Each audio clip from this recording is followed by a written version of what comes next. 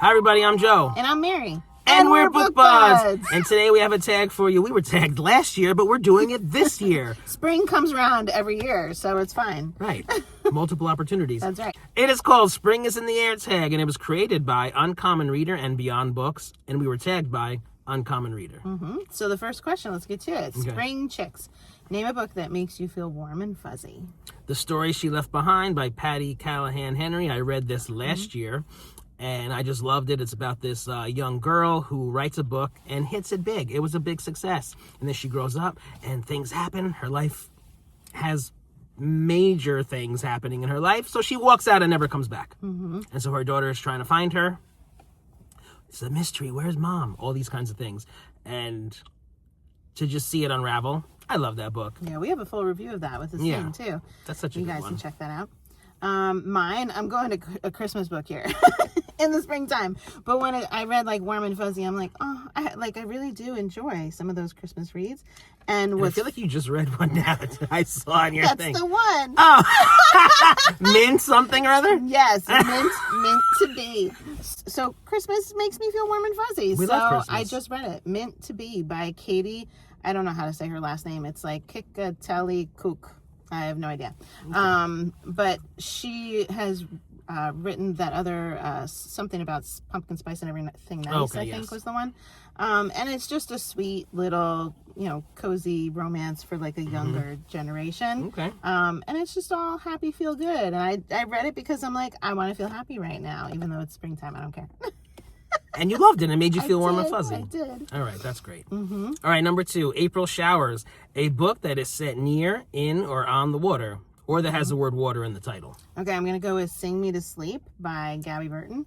I loved this book when I read it. We first came upon it when I used it in our poem that we did. It was like the beginning of my poem. I can't unhear that. I know. And I really had to exercise self-control just now. I know, you wanted to say the poem. Yes. Sing me to sleep, Lucifer. Sing me to sleep. It started with a kiss. But Sing Me to Sleep, and it's about a siren and the world that she is in, where the king has like ordered the killing of all the sirens and all like the tree nymphs and things, like all these different magical beings have been destroyed, and she is left behind as like the only siren in the land, and so she has to like hide who she is and live a very altered life. And I loved the story, and it was a series that went on, and I just fully enjoyed the whole thing. Nice. Lots of water in that. How about you? I chose Many Waters by Madeline L'Engle, and that's part of the Time Quintet, the one that Wrinkle in Time starts it off. Love that whole series. I can't get enough of it. And this one was very good. This one I thought was very different because it's the twins, Sandy and Denny's. They go back in time to like biblical time, the year of like the flood. So it's like a whole Noah's Ark type of a thing. Such a good book. Okay. I love her stuff. Cool. Number 3, Spring Break. Talk about a time you took a break from reading and why. So I was thinking about this. It wasn't a purposeful break. It was just that I had zero time. I own a small business, and I remember right before we started this channel, like it must have been 2018, maybe 19. I was like reading very seldomly just because it was just difficult. Yeah. And I remember being so upset about it. And then like our channel jump-started me again into like reading a lot. Yeah. So that was sad. I had the same thing. I mean, my kids slowed me down from reading, and then we started our channel. But more recently, I had a break because I had some serious shoulder pain.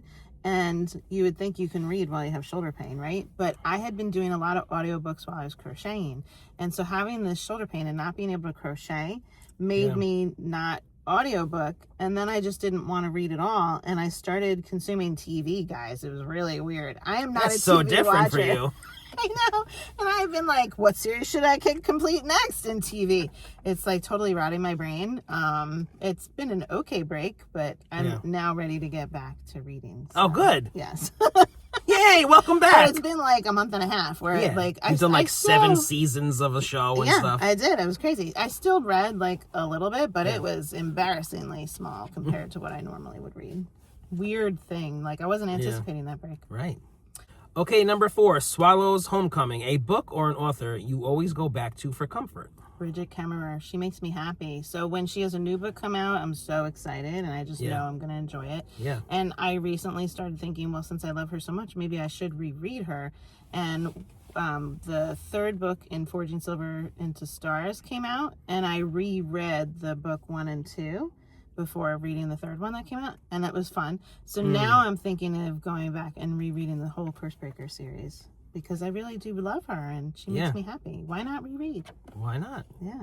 Yeah. How about you? So mine has changed over the years. Currently, now that I analyze it, it's Frida McFadden. Mm-hmm. So I kind of stopped reading her books when they first come out, and I kind of have been saving them. Plus, I have a lot of her back catalog to read. Okay. So she's just very easy, fun thrillers. Yeah, easy entertaining. page turner. Mm-hmm. Yeah, it's nothing that deep, and that's what I go to for comfort. Right after I read an 800-page fantasy book, I just need like a cleanse, and I need like a restart. So I go to Frida McFadden. So I currently have The Intruder and Dear Debbie, her 2 newest books, at home, ready and waiting for me to read. Plus, I have a lot of her older books. So Very nice. yeah. Okay. Next question. Blooms, a book that started slowly but blossomed to be one of your favorite reads. Okay, so I'm going to talk about a series. It's going to be the Robin Hobb Farseer trilogy that I just finished last year. I wasn't in love with this until book 2. Okay. I buddy read the first one with Dave and Gareth, and I just remember telling them that I was confused or bored. You know, and I'm still into it, but I didn't just fall in love until book 2, Royal Assassin, and that was when it all just came full circle for me. Okay, cool. Hit it home. So mine, believe it or not, is The Cruel Prince by Holly Black, which is a book that I love. Excuse me? I don't think if I ever told you like what my reading experience was when I started it. I have never heard this, and now I'm sweating.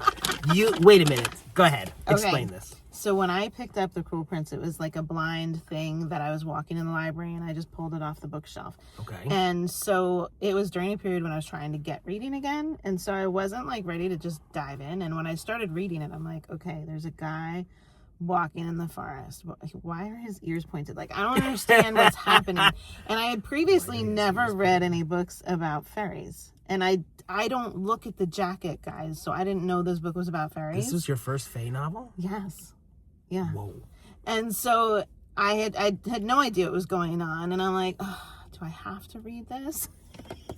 Oh my goodness. I freaking love it. So, I mean, I probably was only experiencing this like for like the first 15 pages or so, but I know that I put that book down and I was like, let me start again. And I went back to page 1. And this is like a book that I freaking love. So It's kind of funny that I was like not into it when I started it. That's like, very funny. You didn't tell me that. This is a fairy? Like this what? So that was your first, not your first fantasy.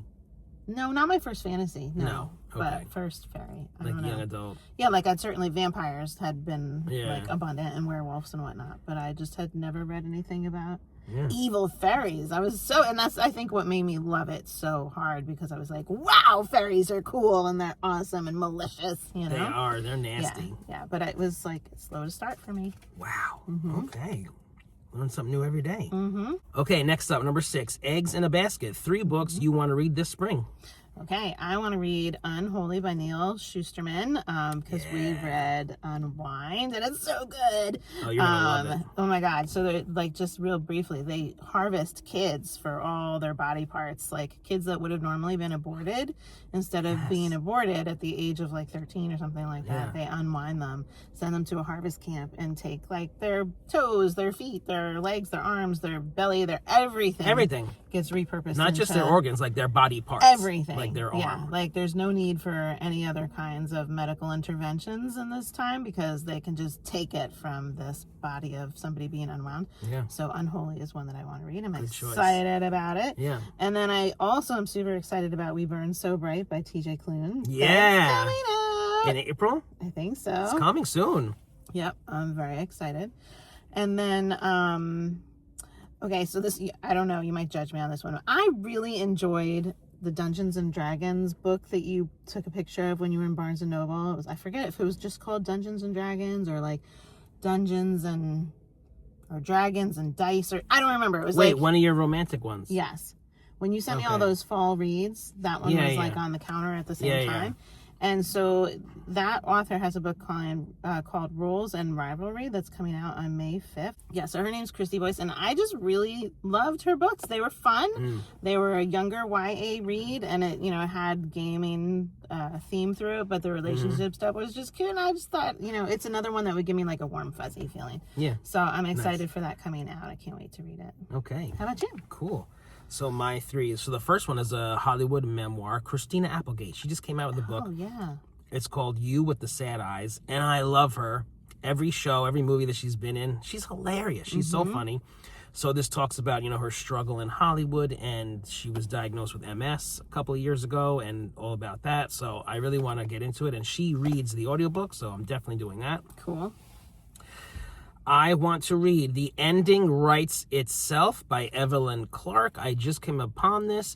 It seems like a whole bunch of authors get together. They have to, like, it's kind of like a contest. Who can write the ending chapter of a famous author's unfinished book who I guess died or something? Okay. I don't know. And it's like thrillerish and fun. So I want to read that. And I talked about this before, Red Rising by Pierce Brown. It's all over BookTube, and I want to read it. It's about, they're on Mars, and there's a caste society, and it sounds really good. Okay, cool. The next one, number 7, Green Pastures, a classic that never gets old. So classic made me think of this, and Green Pastures made me think of this. Little House on the Prairie books by Laura Ingalls Wilder. It's like about pioneer life in the Midwest. I love those. I don't know why. I just like life. I like hearing about that. And how they, like, you know, they're in a cabin and they're cutting wood and they're doing this and doing that. Farming and tilling the land. Why am I talking like this? Yeah. And you? Very good. So there's no classic that doesn't get old for me. Joe knows I refer to it as classic crap. Classic crap. I can't. I've read so many. When my kids are reading them, I'll read them with them. And is there a classic you like? I don't really That's think what this so. is about. I know. I don't think so. No? No. So what I'm going to answer with is Great Gatsby on Broadway, not the book. The play. The Broadway play. Broadway play. That's awesome. Okay. But yeah, I read that book and I didn't enjoy the book, but I loved the show. So Good choice. yeah. I'm cheating on that answer. Number 8, Pollen. A book or author you're allergic to. I am allergic to Jodi Picoult. Oh, wow. Water comes out of my eyes. So I will not read her. Yeah, that's allergies. Yes. What are you allergic to? I had a hard time with this. I wound up picking Mitch Albom Okay. because I liked his books, and then I really didn't. Oh. Well, So I'm every like, 7 years your allergies change, so. there you go. It's Mitch Albom. Yeah. Oh, I'm sorry. You Thumbs used down. to He really tries like too him. hard. Yeah. Yeah. Too Okay. corny. Interesting. All right, number 9, bonus, the Equinox. Find 2 books on your shelf that have the exact same number of pages and talk briefly about them. Okay, this was fun. So it turns out that Bitter Blue by Kristen Cashore and Pet Sematary by Stephen King have the same number of pages, 576. Okay. Isn't that fun? Yeah. Very different books. Very different books. So Pet Sematary is kind of self-explanatory, maybe, if you're a Stephen King fan. You know, it's thriller, Dead animals. horror. He buries the things in the... Comes back to life. Comes back and murderous, whatever. Yep. Loved it. That's a great book. It's 5 stars for me, absolutely. I didn't mean to, like, rush through that, but I just love Pet Sematary. Bitter Blue is part of the Graceling series that Mary and I read. We love that series. Now, I really like this book because it comes after Fire. And he didn't like Fire. And I hated that book. So I feel like this kind of like just brought it back for me, and I'm really impressed you continued went with the on story. with Yeah. the series with when you hated Fire so much that you kept going. I must have just been in a mood, because how could I just not like that book? I mean, that book did drag though, so Yeah. I don't know. I loved it though. But Yeah. yeah, Yeah. Bitter Blue, good one. Bitter Blue. Graceland series is awesome. Go Kristen check Cashore. that out, guys. You really should. Yeah. All right, so mine was 528 pages for these 2 books. Labyrinth by Kate. I don't know if that's Mossy. And I then would say Moss. Moss. Okay. And then look, Winterkeep by Kristen Cashore. Ooh! Which is after Bitter That's Blue. so funny. Yeah, so we can talk about Winterkeep first. So that one, like, we waited a long time for that book to come and add to the series. And they ended up going on a boat to another land that we didn't know existed. So that was Yes. pretty cool. We got some creatures that we didn't have previously. Yep. And Zilphium. the story continued, and it was awesome. It was great. Loved it. And then Labyrinth, I read a very long time ago, but I do remember that I loved it a lot. And it was like a mystery where somebody was going, I feel like they were doing like going on a dig or something like that, archaeological kind of thing. They ended up finding this labyrinth, hidden, and somebody was murdering somebody. I don't remember what, but it was a series. There were at least 2 books in the series, and Sepulchre. Sepulchre. Isn't that the book that you like couldn't Yeah, I was remember the like, what is title that of? And we called? asked our friends. Yes, Sepulchre. So it's just really cool. It kind of was reminiscent of Dan Brown's Da Vinci Code, like that adventurous kind of thing was happening throughout the book. So if you liked Da Vinci Code, consider reading Labyrinth. Yeah. Great choices. All right, let's tag some people. Okay, so we are going to tag Books, Builds, and More, Cora Mabry, Nicole's Bookish Nook, and Albert the Conjugator. Tag, you're it, guys. Have fun with the questions. Let us know what you're reading this spring. If you're enjoying Book Buds, give us a thumbs up. And share us with your friends. And subscribe to our channel, Book Buds! I'm tagged so much It is fun. called Spring is in the Air. Tag. Let me do it again. What does this say down here? Christy Boyce. Oh, Dungeons and Dragons. Yeah. Her name is Christy. Are you picking your nose? No.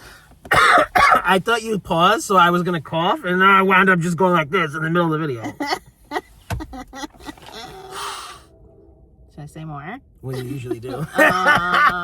Okay. Let us know what you're reading this spring. Why are you laughing at me? Because you're so funny. And it's really hot.